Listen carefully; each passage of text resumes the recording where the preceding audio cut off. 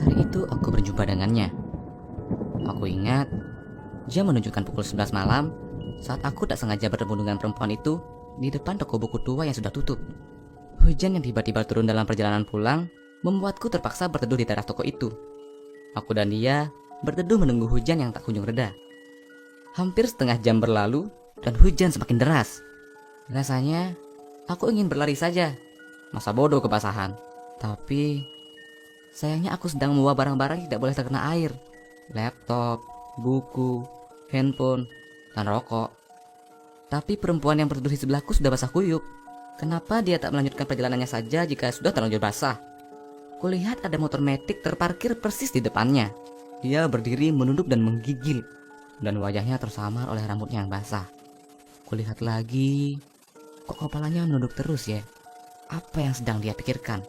Aku tidak mau cuma lihat-lihat lagi. Aku beranikan menyapa. Hai! Aku berteriak karena derasnya suara hujan meredam suaraku. Lalu, dia melirikku dengan wajah yang sedih. Sepertinya dari tadi dia menangis dan ada yang aneh dengan kaos putih lengan panjang yang dia pakai. Ada noda darah, sedikit pudar oleh air hujan, tapi aku yakin noda merah itu adalah darah. Kamu kenapa? Jatuh dari motor? Kudekati dia dengan niat bertanya tentang apa yang telah terjadi padanya. Tapi dia langsung menolak menjawab. Dia menyuruhku menjauh. Aku cuma mau bantu, ucapku dengan nada yang iba. Jangan mendekat! Teriakannya diiringi suara petir yang menggelegar. Sini, aku lihat. Gak usah takut. Aku seorang dokter. Aku berbohong. Aku cuma seorang akuntan. Sudah kebiasaanku berbohong pada setiap perempuan. Tapi kemudian dia menjinak dan mau kudekati. Kulihat wajahnya ada luka memar, seperti habis dipukul. Sayang banget wajah cantiknya itu. Singkat cerita, aku dan dia berbincang di balik hujan deras yang tidak berhenti walau hampir 1 jam. Dia bilang dia habis berkelahi dengan pacarnya. Dia dipukuli habis-habisan oleh pacarnya karena hal yang sangat sepele. Pacarnya ketahuan selingkuh. Lalu dia minta penjelasan, tapi dia malah dipukuli. Kasihan banget kamu. Kalau aku saudara kamu, pasti kubunuh dia. Teriakku lantang bak jagoan. Tiba-tiba dia tersenyum melihat dan berkata, Udah, dia udah mati. sudah apanya? Aku bertanya lagi, penasaran karena aku pikir aku salah dengar. Dia sudah mati. Aku yang bunuh. Kamu gak perlu bantu bunuh dia. Wah, ini perempuan kayaknya jatuh stres karena pacarnya, pikirku dalam hati. Tiba-tiba dia beranjak, mengeluarkan kunci dari sakunya dan membuka jok motor pantiknya itu. Lalu, aku kaget bukan kepala. Dia mengeluarkan sesuatu dari dalam jok motor. Dijambaknya sepotong kepala manusia yang berlumuran darah lalu ditunjukkan kepadaku. Tolong bantu aku membuang kepala ini ke laut. Masih ada sisa bagian tubuh lainnya di rumahku. Tolong aku. Kalimat yang diucapkannya benar-benar horor dan membuatku ketakutan.